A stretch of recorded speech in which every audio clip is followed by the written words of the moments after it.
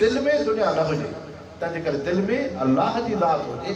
ऐं मुसलमानो, अल्लाह सां ताल्लुक़, रब जो ज़िक्र एॾी वॾी नेमत आहे। अल्लाह जो यादगीरो कहिड़ी शइ आहे? दुनिया जे अंदरि राति जो वॻड़ो आहे।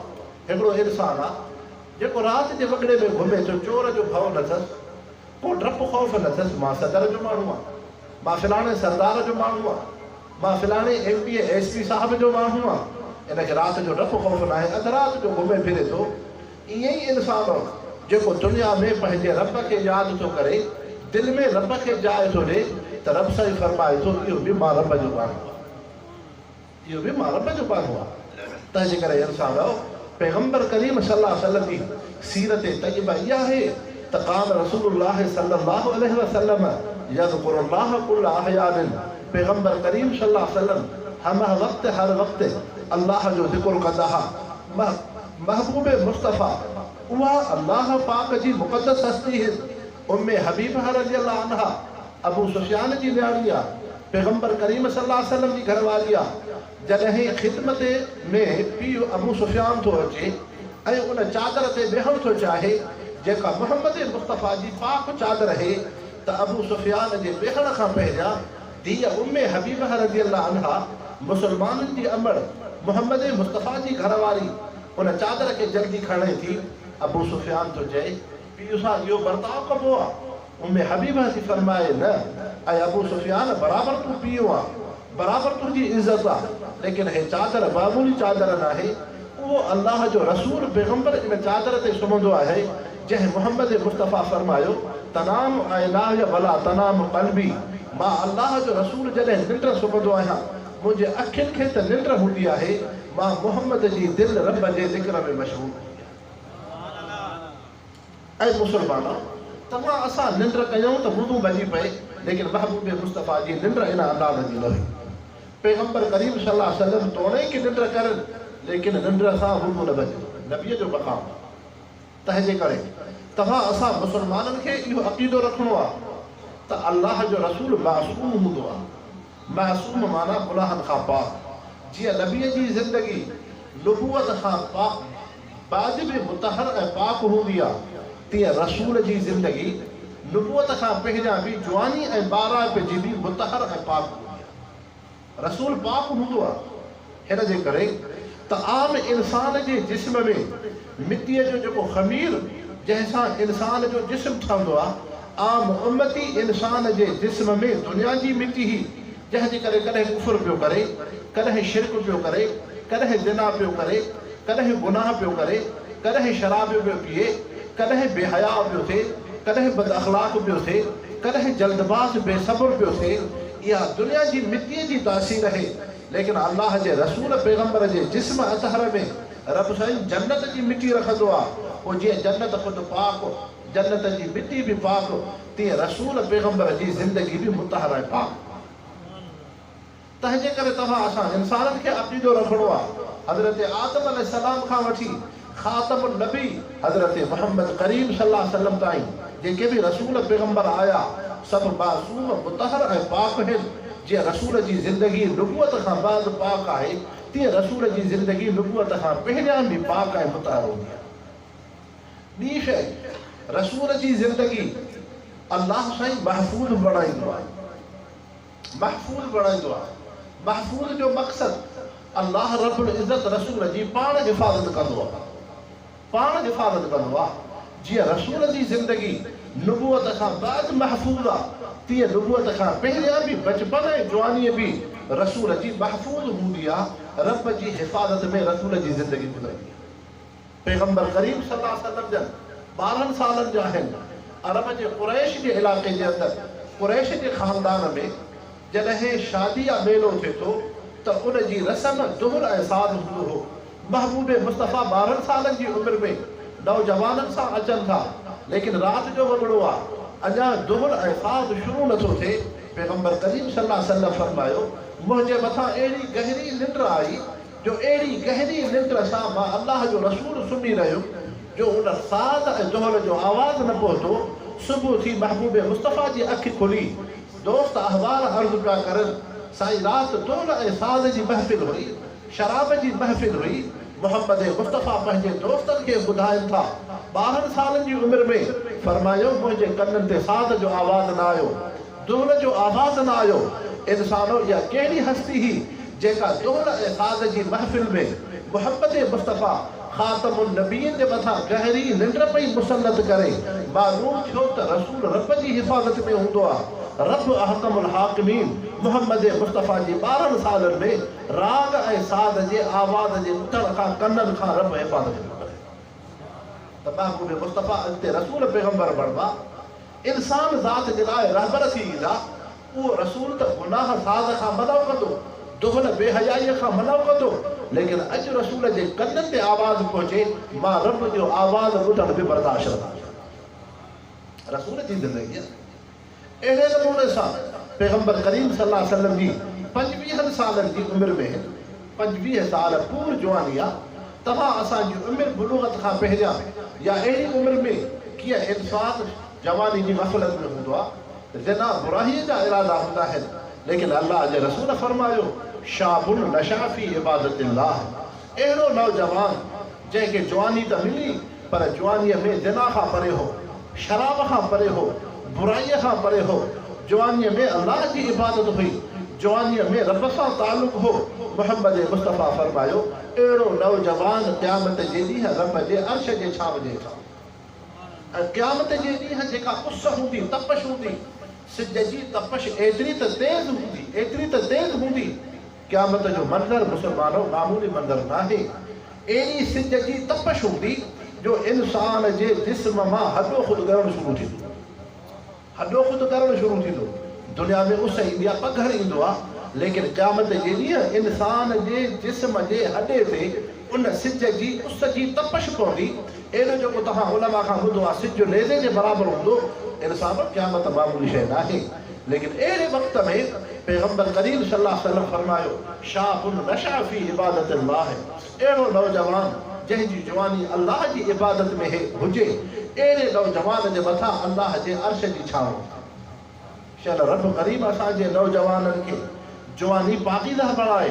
महबूब मुस्तफ़ा जी जवानी 25 सालनि जी उमिरि में हिन फरमायो त मके पाक में पाणी जो सैलाब आयो, बैतुल्लाह जूं दीवारियूं किरी पयूं।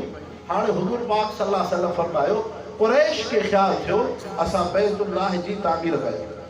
उन मौक़े ते बैतुल्लाह जी तामीर था करनि, लेकिन जहालत जो दौर हो, इल्म दीन त कोन हो, जहालत जो दौर हो।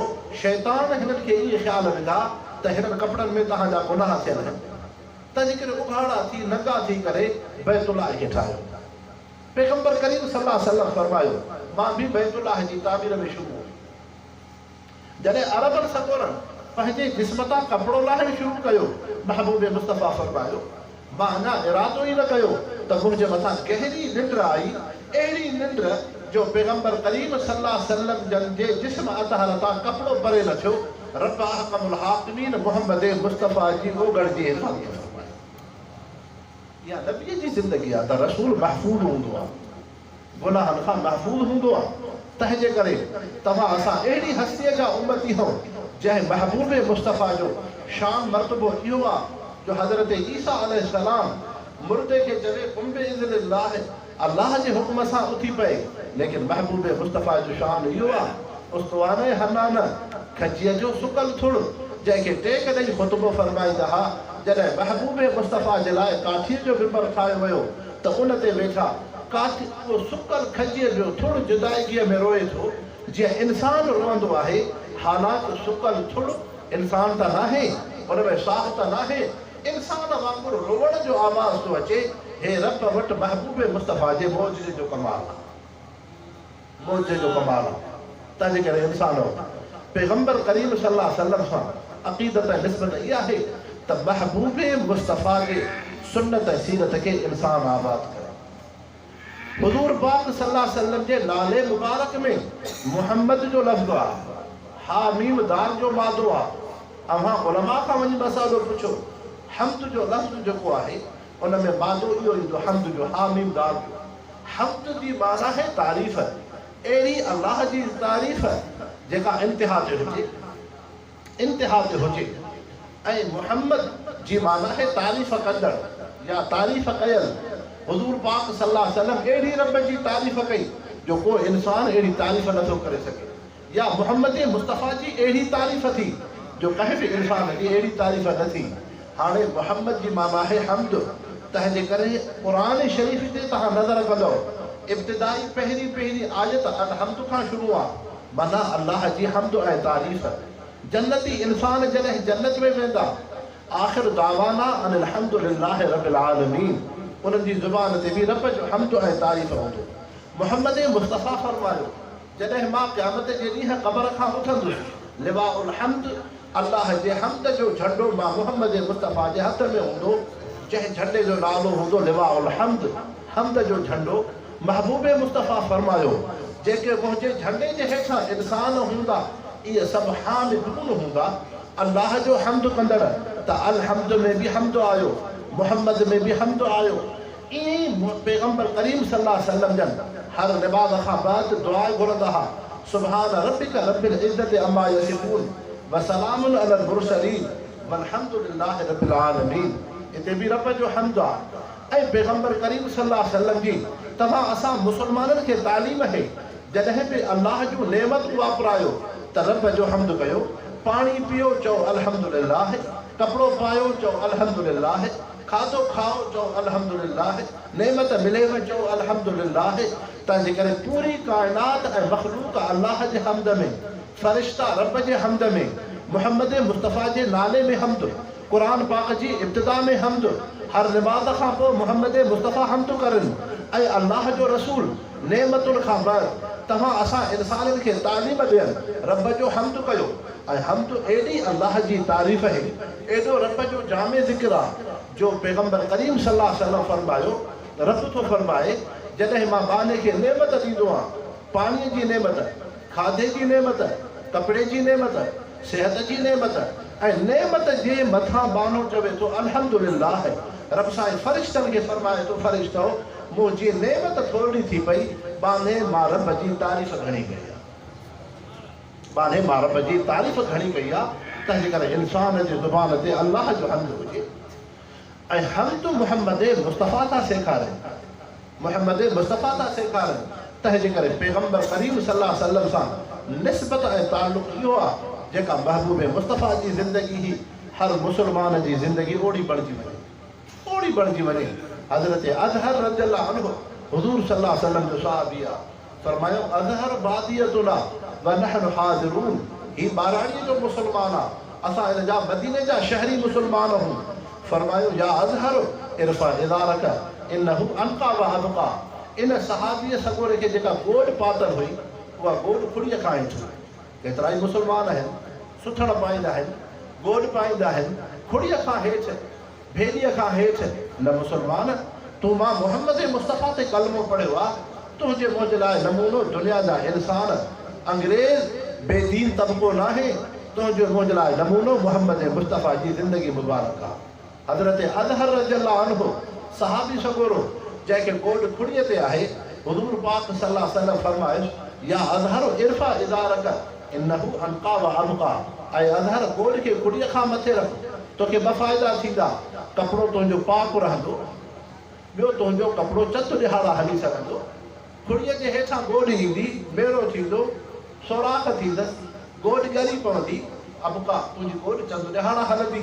त सहाबीअ छा अर्ज़ु कयो, मा हिया इल्ला बरदतुन मिनहा, साईं अल्लाह जा रसूल, हे गोॾ जो कपिड़ो एॾो क़ीमती न आहे, सादो कपिड़ो आहे, मां बि ग़रीब मिस्कीन न आहियां, अल्लाह साईं मूंखे पैसो पाई ॾिनो आहे, मा हिया इल्ला बरदतुन मिनहा, साईं हीउ त सादो कपिड़ो आहे, रब साईं मूंखे घणो ॾिनो आहे, मां ॿी गोॾ वठी सघंदुसि।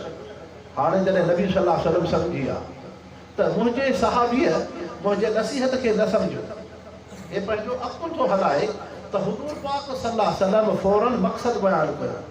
उहो जेको नसीहत जो मक़सदु हो, गोॾ खे खुड़ीअ खां मथे रख। नबी सल्लल्लाहु अलैहि वसल्लम सहाबी हज़रत अज़हर खे फरमायो अमालक फ़ीह उसवतुन, अमालक फ़ीह उसवतुन, अमालक फ़ीह उसवतुन। ऐं हज़रत मां मोहम्मद मुस्तफ़ा ते कलमो पढ़ियो आहे, तुंहिंजे लाइ नमूनो दुनिया जा इंसान न आहिनि, तुंहिंजे लाइ नमूनो मां मोहम्मद मुस्तफ़ा जी ज़िंदगी मुबारक। फरमायो अज़हर, मां अल्लाह जो रसूल पैगम्बर जेका गोॾ पाईंदो आहे, मुझी गोड़ खुड़ीअ ते या खुड़ीअ खां मथे आ? जैसे खुड़ीअ खां मथे आ फरमायो तू माते कलमो पढ़ियो आ तंहिंजे करे तू पंहिंजे लिबास गोड़ खे मां मोहम्मद मुस्तफ़ा जी गोड़ वांगुरु खुड़ीअ खां मथे रख। इतां तोखे मूंखे तालीम मिली त मुसलमान ज़िंदगी मोहम्मद मुस्तफ़ा जी सुन्नत सीरत ते गुज़ारे। जेकॾहिं तव्हां असां सुन्नत ते न हलंदासीं चाहे फिरास जा गैर मुस्लिम हलंदा, अंग्रेज़ सुन्नत ते हलंदो, या तव्हांजा हिंदू वाणिया सुन्नत ते हलंदा, मुसलमान हो त गैर मुस्लिम आहिनि, हो त काफ़िर आहिनि। उन्हनि जी शकवा शिकायत कहिड़ी आहे? मोहम्मद मुस्तफ़ा ते कलमो तू मां पढ़ियो आहे, इश्क़ रसूल जी दावा तव्हां असां कयूं था, मोहम्मद मुहब्बत नबी जी दावा तव्हां असां कयूं था। तंहिंजे करे मुसलमान पैगंबर करीम सल्लल्लाहु अलैहि वसल्लम जी सुन्नत सीरत खे अपनाए। ऐं मुसलमानो पैगंबर करीम सल्लल्लाहु अलैहि वसल्लम सां अक़ीदत ऐं मुहब्बत इहा उन मुसलमान खे जान माल बचड़न इज़त आबरू खां वधीक हुजे। ऐं इहा आहे बराबरि अॼु दीनी इज्तिमा जे अंदरि तव्हां हिकिड़ा आम मुसलमान हो, सुन्नत में कमज़ोरी, नमाज़ में कमज़ोरी, आमाले सालिह में कमज़ोरी आहे, लेकिन मोहम्मद मुस्तफ़ा जे मुहब्बत में तव्हांखे कमज़ोरी न आहे। जीअं आलिम ऐं नेक साले बाना उन्हनि जी दिलि में हुज़ूर पाक सल्लल्लाहु अलैहि वसल्लम सां मुहब्बत कामिल आहे, तीअं गुनहगार मुसलमान जी दिलि में बि मुहब्बत कामिल आहे। मुहब्बत कामिल आहे। अॼु तव्हां ॾिसो जेकॾहिं फिरास जो सदर पैगंबर करीम सल्लल्लाहु अलैहि वसल्लम जी तौहीन बेअदबी करे थो, जिथे उलमाए दीन जी दिलादारी थी आहे, इते आम मुसलमान जी बि दिलादारी, पर उन्हनि मुसलमाननि पैगंबर करीम सल्लल्लाहु अलैहि वसल्लम जी मुहब्बत में पंहिंजे दुनिया जे शयुनि खे ठुकराए छॾियो। एतिरे क़दुरु अरब मुल्कनि जा मुसलमान पंहिंजे उन्हनि ख़रीद फ़रोख्त जे शयुनि खे उछलाए करे पैगंबर करीम सल्लल्लाहु अलैहि वसल्लम जे मुहब्बत जो इज़हार कयो आहे। आम मुसलमान उन मुल्क जी का शइ नथो ख़रीद करे, उन जी शइ नथो वापराए, इहा महबूब मुस्तफ़ा सां मुहब्बत जी अलामत आहे। ऐं नबी पाक सल्लल्लाहु अलैहि वसल्लम सां मुहब्बत इहा आहे जो हुज़ूर पाक सल्लल्लाहु अलैहि वसल्लम अञा दुनिया में न आया हुआ, उन दौर जा यहूदी ईसाई जॾहिं पैगंबर करीम सल्लल्लाहु अलैहि वसल्लम जी सीरत तय्यबा पिया पढ़नि, पंहिंजे मज़हबी किताबुनि में उन्हनि इहा शइ पढ़ी, आख़िरी रसूल पैगंबर जेको ईंदो मोहम्मद मुस्तफ़ा, उन ते जेके इंसान कलमो पढ़ंदा मुसलमान, उहे मुसलमान मुहब्बत में एतिरा त कामिल हूंदा जो उन्हनि खे दुनिया जी जेको आहे अज़ियतूं ऐं तकलीफ़ूं, लोभ ऐं लालच पैगंबर करीम सल्लल्लाहु अलैहि वसल्लम जी मुहब्बत ईमानी उन्हनि जे दिलि ते कोई असरु न कंदी। उहो मुसलमान तकलीफ़ूं अज़ियतूं त बर्दाश्त कंदो, लेकिन मोहम्मद मुस्तफ़ा जी मुहब्बत जो सौदो न कंदो। ऐं अल्हम्दुलिल्लाह इहा शइ आहे मके पाक जी ज़िंदगी आहे। हज़रत ज़ैद बिन दसना रज़ियल्लाहु अन्हु सहाबी, हज़रत ज़ैद रज़ियल्लाहु अन्हु खे मके जा कुफ़ार अज़ियतूं ॾियनि था। पाही जे जॾहिं फंदे ते अचे थो, सहाबीअ खे यकीन आहे मुंहिंजी जान हली वेंदी। उन वक़्त में मके जे कुफ़ार मां हिकिड़ो शख़्स हिन खे चवे थो त ज़ैद तूं कलमो छो पढ़ियो, तव्हां मोहम्मद मुस्तफ़ा ते ईमान छो आंदो, नबीअ जी मुहब्बत ईमान कलमे जो नतीजो बि ॾिठी, तुंहिंजा बच्चा हलिया विया, तुंहिंजी जान खे ख़तरो आहे, हाणे तोखे फाही थी अचे। हाणे काफ़िर पंहिंजी दिलि में ख़्यालु करणु लॻो त मां हिन सहाबीअ जे ईमानी कैफ़ियत जो इम्तिहान थो वठां। हज़रत ज़ैद रज़ियल्लाहु अन्हु सहाबीअ खे चवणु लॻो त ज़ैद ईअं छो न कजे, नाऊज़ बिल्लाह मिन्हा, नक़िले कुफ़्र नबाशत, तव्हांजे पैगंबर खे हिते आणियो, तोखे आज़ादु कयूं। हज़रत ज़ैद बिन दसना रज़ियल्लाहु अन्हु उहो सहाबी सगोरो आहे जेको फाही घाट ते बीठो आहे, नाहक उनखे फाही थी अचे, जान खे अज़ियतूं तकलीफ़ूं आहिनि, लेकिन यकीन आहे मुंहिंजी जान हली वेंदी। हज़रत ज़ैद फाही घाट ते उन्हनि मके जे कुफ़ार खे जवाबु थो ॾे त तव्हांखे कीअं ज़रूरत थी जो तव्हां मोहम्मद मुस्तफ़ा जे मुतालिक़ अहिड़ा था लफ़्ज़ चओ त मुंहिंजी असां मुसलमान उहे हूं जो पैगंबर करीम सल्लल्लाहु अलैहि वसल्लम सां एतिरी अक़ीदत ऐं मुहब्बत आहे जो महबूब मुस्तफ़ा रस्ते सां हलनि, पेर में को कंडो लॻे, को ज़ख़्म थिए, असां मुसलमाननि खां इहो ज़ख़्म, इहा तकलीफ़ बि बर्दाश्त न थींदी।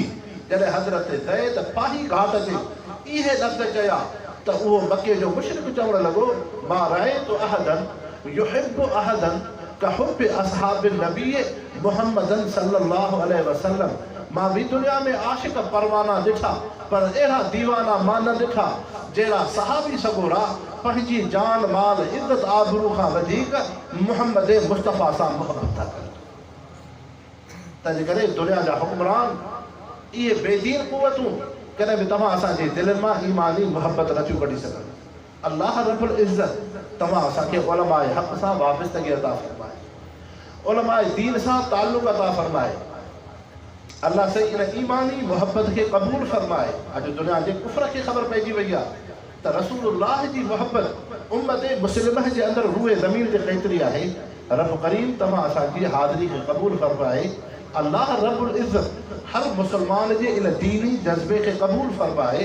अल्लाह साईं तव्हां असांखे नामूस रिसालत जो मुहाफ़िज़ बणाए। रब साईं तव्हां असांखे पैगम्बर करीम सल्लल्लाहु अलैहि वसल्लम जे ख़त्म नबुवत जो मुहाफ़िज़ बणाए। अल्लाह रब्बुल इज़्ज़त तव्हां असांखे दीन इस्लाम जो मुहाफ़िज़ बणाए। रब करीम हिन दीनी इज्तिमा जे अंदरि सीरत नबी सल्लल्लाहु अलैहि वसल्लम में जहिड़े बि तबक़े जा इंसान आयल हूं, अल्लाह से सभिनी जी हाज़िरी क़बूल फरमाए। ऐं हीउ जलसो सीरत नबीअ जो आख़िरत जे ॾींहुं निजात छुटकारे जो ज़रियो बणिजे। वमा अलैना इल्लल बलागुल मुबीन। अल्हम्दुलिल्लाह या अल्लाह।